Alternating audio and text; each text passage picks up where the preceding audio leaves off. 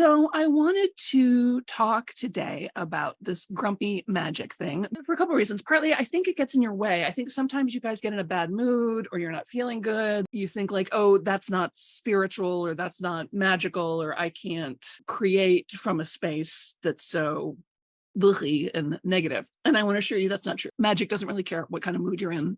The divine doesn't care what kind of mood you're in. Sunshine doesn't care what kind of mood you're in. Miracles happen all the time. You don't have to be relentlessly positively thinking, saying all the affirmations in just the right way with just the right level of belief. So whatever attitudes of deservingness or good studentness, I remember getting enraged about this a couple of times in my life where I'm like, I'm doing all the right things. How come magic's not happening? And you don't have to do it right. And I notice pessimists make tons of money. People with bad attitudes have successful love lives. People with ugly souls get stuff like, Leah says, how did you know my mood? MK says, I really need this. I feel I've lost my magic and I get paralyzed. Yeah. Great timing on this topic. Oh, good. We're all in the same boat. So here's a little process I want to put us through and see if we can't figure some of this out. So step one is always HALT, right? Hungry, angry, lonely, tired, thirsty. Are you any of these things? I know for me with long haul COVID, because I can't really smell or taste very much, I don't really want anything to eat, and then I don't eat, and then I feel worse because I haven't eaten, and then I still don't want to eat because I haven't eaten, and then it just spirals down. Often when I'm having a poor spell, it's because I just haven't had enough calories in the day or in the previous 3 days. Oh, and does this result in weight loss? No, of course not. Of course it doesn't. Why would that happen? See, grumpy magic. Okay, so are you hungry? Are you angry? And I think especially for, I was going to say women and Canadians, women and Midwesterners, but really I think it's everybody. I don't think it's just us. We don't like to admit to being angry. I don't even always acknowledge the feeling of anger as anger, right? We get acculturated into saying like, well, I'm a little upset. I'm a little frustrated. Yes, I'll admit it. I'm a little frustrated, or well, a little annoyed, or even just the sound. And start to get real with yourself. Like, no, I'm fucking angry. I'm furious. Because if something is happening to make you feel angry, then your rights and values are being violated in some way. And that's significant. You may want to do a little work around this yourself, like make a little art about being angry, 5-minute drawing, make a poem, do a dance, write a song, like start to recognize what those feelings of anger are, how do they show up in you, and what do they signify, and how can you manage it and not just try and stuff it in a box, right? Lonely. Are you just craving connection? Are you feeling separate and isolated? Because again, we're tribal animals. Loneliness is like death for us. And it is possible to be alone and not feel lonely. It is possible to be surrounded by people and feel terribly lonely. So it's not so much how much interaction have you had, it's how much meaningful interaction have you had. Do you feel seen? Do you feel witnessed? Emergency workers, trauma specialists tell us that when someone is upset, really the only thing you can do for them is to witness them, is to be with them and say, I see you. I hear what you're saying. So P.S. next time you have a friend who's upset and you're like, oh, I don't know what to say to them. You don't have to say anything. Just say, I see you. I wanted to let you know. I hear you. Okay. Are you hungry, angry, lonely, tired? Tired. Get some more rest, people. Frequent naps, frequent breaks. For reals, as someone who has been a lifelong power thrower, like I could just muscle my way through anything, I no longer have those energy reserves. So the minute I start to feel like, oh, that's it, I'm done. Computer's closed, I'm in bed. And if I nap for 4 hours, then I nap for 4 hours. And if that means shit doesn't get done, well, then it doesn't get done because I literally can't push through. And I encourage you to stop pushing through too. It's not really helping. It's just making you more hungry, angry, lonely, and tired. And if you are tired, what kind of tired? Right? Are you physically tired? Are you spiritually tired? Are you emotionally tired? Are you world tired? They call that Weltanschauung, right? The sorrow of the world. So again, get specific with yourself and underline it. And then the last one is thirsty, which I added on after I heard somebody, I think it was Tim Ferriss interviewing Tony Robbins. And he said, do you have any advice for when you get discouraged or disappointed? And he said, drink more water, which I just thought was amazing advice. So thirsty. There you go. So that's the first step, right? Are you hungry, angry, lonely, tired, or thirsty? And if so, please take it. You are on the verge of an emergency. So please take steps to handle that. Nettie says, when someone says, not today, I'm not feeling it, They're wrong. Yeah, right. MK says, especially Canadians. She is Canadian, so she could say. Realized this morning I'm really angry about something. Yeah, fair enough. Jennifer says, this topic got me. I feel like when I lost my mom, I lost my magic. Oh, honey, yes. Yes. I think we can definitely put grieving on that list too. Hungry, angry, lonely, tired, thirsty, grieving. Amy says, new concept, irritable depression. Learned this recently. Lately, if I'm not pissed off, then I'm angry. Yes, that's right. I live with atypical depression, which I don't know why they call it that because it's very typical, but it's not the like laying in bed crying all day kind of depression. It's the you can get up and do things kind of depression, which in some ways is more isolating. But there's also agitated depression or irritable depression, where the depression expresses itself as anger or irritation or just being in a super pissy mood all the time. So yes, you might want to talk to your doctor about that. Leah says coughing. Yeah, a touch of anger, frustration, disappointment, and never-ending long COVID effects. Oh my God, I know, right? That's step one, is just like, what's the, like, that's sort of the triage, right? Hungry, angry, lonely, tired, thirsty, grieving. I think we should add to the list. I'm gonna make a note, grieving. So now I'm gonna ask you to get a little precise. First, just think like, okay, on a scale of 1 to 5, where are you? 1 being like, totally fine, really, it's not a big deal, to 5 being like, this is becoming an emergency. On a scale of 1 to 5, assign yourself a number. And then how would you describe that? 3 feels like I've lost my mojo and I don't know where to look for it. Right? 3 feels like permanently pissed. Be a little precise with yourself about exactly what is the name, what is the feeling, what is the phrase. And then I want you to fill in the other numbers. So if 3 is permanently pissed, 1 is eyebrow raised, like, really? 2 is feeling fairly put upon. 3 is kind of permanently pissed. 4 might be, I'm not able to contain, like I'm exploding sometimes I'm saying things I don't want to say all the time. And 5 is like, I'm laying on the floor and having a full on toddler tantrum because I'm so furious. Nettie says she's at a 2 or a 3, tired of expecting so much of myself. Yeah. Rosalind, we're talking about grumpy magic, about how to make things happen when you maybe aren't feeling it. So what's your 1 to 5? And this is totally personal.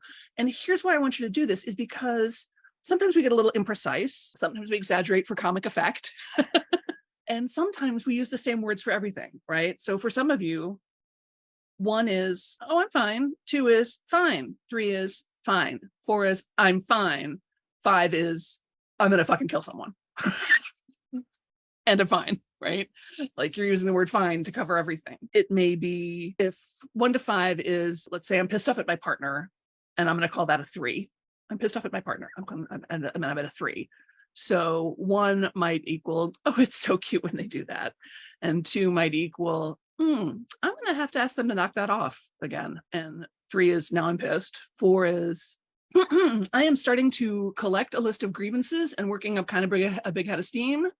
5 is, prepare for the wrath of Kali. Or, right, you're not feeling great in your body, let's say, because it's a chronic situation. I'm going to go ahead and put that at a 4, right? So 4 is, I've been resting and taking time off and I still feel like shit. So what's the 1 to 5 around that? 1 might be, I'm okay. 2 might be, I'm going to need to get some more rest. 3 might be, I need to take today off. 4 might be, I've been resting and I still feel like shit. 5 might be time to call in medical professionals. What number are you at? What would you name that number? And then what are the numbers around it? MK says, thanks to some friends, I was at a 5 yesterday, but I'm at 3 today. So let's get to 1. Sure, good. Leah says 4. Though I don't express anger outwardly, that would be a bad form. Leah, I so encourage you to do whatever work it is you need to do about that. You can express anger without being in poor form. You can express anger and still be loving and polite and fucking furious. I like to call it bringing down the hammer of sunshine upon them. Right? This line of bullshit we got fed about how it's not ladylike to be angry, or it's not, anger is automatically hurtful or disrespectful. There is such a thing as righteous anger. Like I said, if you're angry, it's because your needs, your values have been violated, intentionally or unintentionally. And you have every right to be angry about that. And in fact, that anger is an important signal to you. So don't ignore it, in the same way that I don't want you to ignore when you're hungry. It's an important signal. The world is trying to get your attention, right? We're going to triage: hungry, angry, lonely, tired, thirsty, grieving. Are we one of those? And what steps can we take? On a scale of 1 to 5, where are we at? What do we call that? What do we call the other numbers? What do you call the other numbers? This is just specific to you, because this is the other thing too. Some of you have such a high tolerance for pain that your version of like, call an ambulance, I'm dying, still sounds like I'm fine. right? Cher says 3.5, frustrated. Where does that go? Need some mojo and support to rebuild my life and biz after a big move and angry at myself. Yeah, let's go ahead and dial frustrated up to furious. My friend Sam Christensen taught me this. Frustration is the daughter of anger and impotence. Anger and impotence. Are you angry? And if so, what are you angry about? And are you actually impotent? Are you really powerless in this situation? So separate those two things out. If you are powerless, well, then you can just have a tantrum and take a nap because you're powerless. There's nothing you can do. And that's okay to be angry at things over which you feel powerless. If you're not powerless, though, maybe you can take some steps, right? Julie says, this is a great topic. We'll watch the replay later. Great, good. She's getting her booster. Good for you. Nettie says, God loves me. I can do this. One is God loves me. 2 is I can do this or not. 3 is I feel fucking tired again. 4, why doesn't anyone help me? 5, would anyone miss me if I'm gone? Yeah. Yeah, Nettie, I feel that.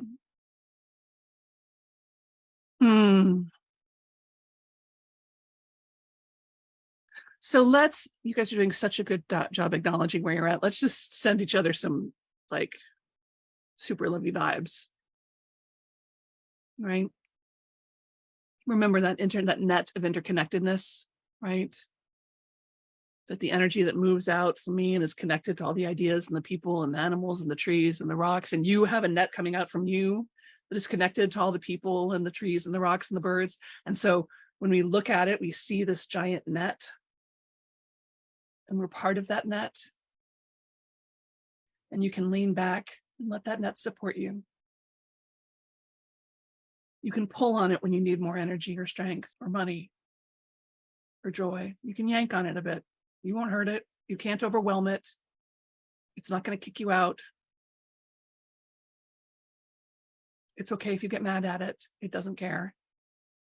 The net loves you and supports you. Always. And nothing is ever lost. It's all still part of the net. So just feel that net, feel that supportedness, feel the spiritual truth of that. You are a part of it. You've always been a part of it. You can't not be a part of it. You can't do it wrong. Now that we've got a little assessment, right, of where we're actually at, what do you want to do now? What can you do now? What step might be possible for you? What feels like it might move you one step along? I mean, do you want to amp it up to a 5 and go, you know what, I actually really do need to call the medical professionals because I'm not handling this myself anymore. And I know not that the doctors can always help, believe me, but sometimes they know something, or sometimes on the way to finding out something from them, you find out something else, right? Or maybe you just want to call and connect with a friend and just say, hey, I feel like shit. Tell me something good that's going on in your life. Right? So maybe you want to quit trying to handle it all yourself. Quit trying to power through. Quit trying to say it's okay when it's not, and actually dial up your level of frustration and grumpiness. Or maybe you're like, no, I don't feel like it's escalating. I feel like I can dial it down. Great. So what would dial it down for you? You know what? I'm going to get that really great sandwich that's so delicious. Great. That'll put me back in my boots a little bit. Okay, good.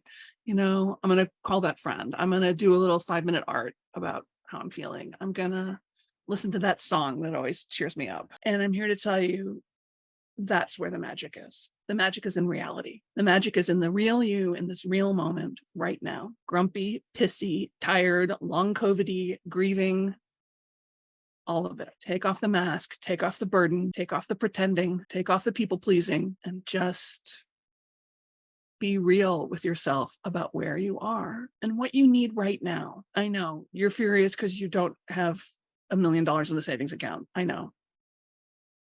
We'll get there. But what are we going to do right now? A cup of tea, 3 Oreo cookies, and half an hour reading a romance novel. That's what I'm going to prescribe for myself right now. Or a walk around the block, or some cuddle time with the animals, whatever it is. And if it feels like there's nothing that will help, there's nothing that will move it even one hair, then just feel that. Just cry it out. Let the despair wash over you. It won't last forever, I promise. You won't cry forever, I promise. Stop trying to feel something you're not feeling. Stop trying to generate a feeling. Just be where you are. Be who you are, where you are. That's where all the magic is. all the magic is in this moment, this point of power. This is all there is. There is no past. There is no future. There's barely right now. If you allow yourself to just be, quit fighting and wriggling and struggling. I remember one night I was living in Chicago and I had had a horrible disappointment, a really crushing disappointment that also came with kind of what I felt was a betrayal. So I was really hurt and really upset. And I ended up crying and pounding I was on the floor, on the carpet, screaming and crying and crying and crying and crying. And I just thought the world was ending. I couldn't do anything but be so upset. Like I was alone in the apartment, but I was so upset. And I thought I would never end. I thought I was just going to cry forever. And then finally I started to catch my breath, and the TV was still on. I had started to have this tantrum while the TV was on. And so as I started to sort of come back to myself, I had this thought of like, the first sort of cogent thought I had was, but there's a lot of people in Chicago laying on a carpet watching a car commercial right now, like in despair, watching a car commercial.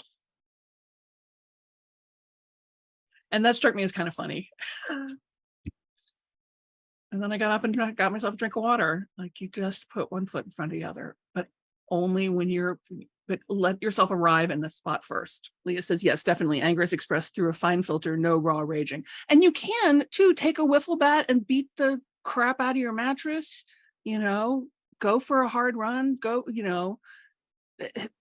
beat something, go take kickboxing, go, like, you're allowed to rage too. Do some, heavy dancing. Like, it doesn't have to be pretty. It can be raw and raging for sure. Scream until your voice goes hoarse. You have my permission, Leah. It's okay. And again, it doesn't need to be directed. We don't need to frighten the horses, frighten the children.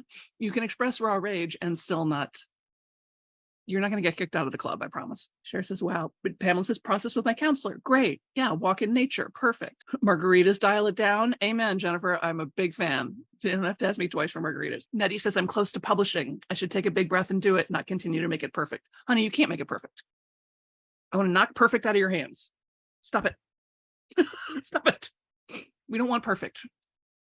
Do you love your favorite book because it's perfect? Do you love your favorite person because they're perfect? No. You love it because they're them. You love it for its imperfections. And we need it, Nettie. We need it. We're out here hungry, waiting for your wisdom, for your sharing, for your truth. You're an artist. That's what you do. Beth says, got HALT. Grieving, overwhelmed, thirsty, hungry, angry, tired, lonely, get help. Go express those healthy emotions and live, please. Yes, exactly. Katie says, boxing classes are my favorite for getting out some rage. Yeah, I loved weightlifting too. Like you get to grunt and sweat and throw heavy things. It's awesome. Pamela says, I use my son's boxing gloves. Exactly. Fantastic. She says, that's so funny. There's barely right now. It's true. Most of what's happening right now is just a movie we're running inside of our minds. We miss everything. I mean, I'm sure you've seen those statistics about like the amount of data that is happening around us and the amount that our brain actually processes. Like, we notice nothing. Jennifer says, I think I need to really get my hands dirty, as in covered, dirty, messy. I'm a designer, which used to be messy. I got ink all over my shirt sleeves. Now it's all digital. I'm going to paint and make a big mess. I think that'll help. 100%. I'm a big fan of making a big mess. Go out in the garden, get dirty. Absolutely. Paint, throw stuff, make a big mess. So are we clear on the process here, right? We do the triage: hungry, angry, lonely, tired, thirsty, grieving.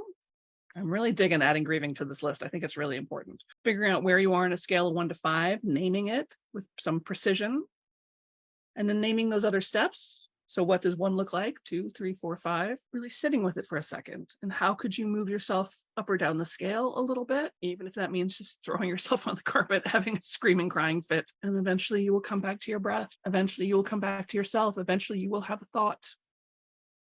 Eventually something will make you smile. Eventually you're going to have to get up and blow your nose, get a drink of water. What happens? And then you'll know. You'll know that the magic was there all along. It never abandoned you, not once, not even for a second.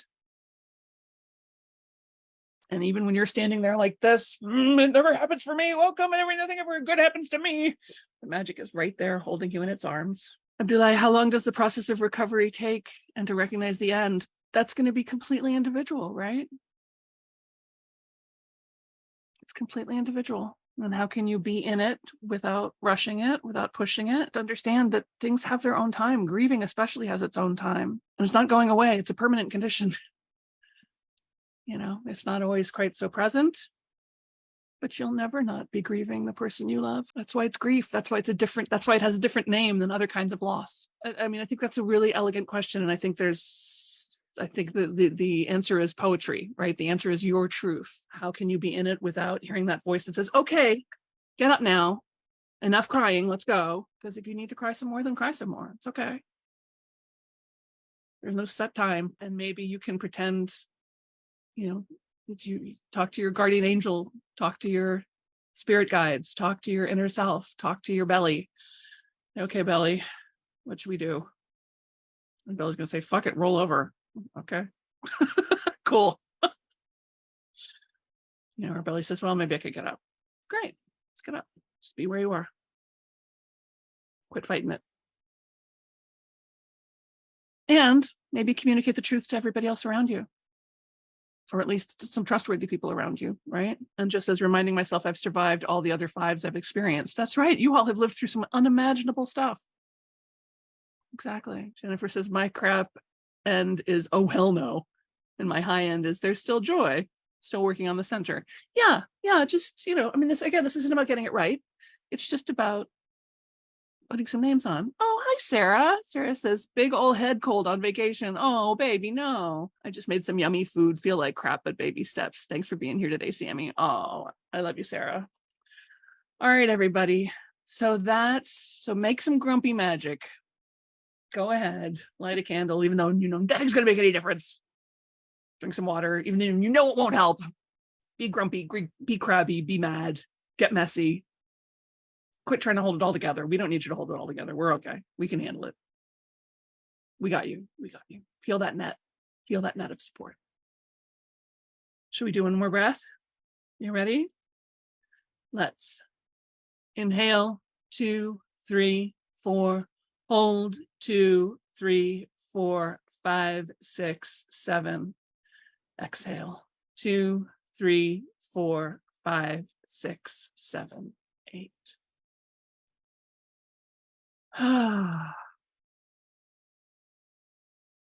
Thanks, everybody. Thanks for doing this with me. Feel better or don't. Love you guys.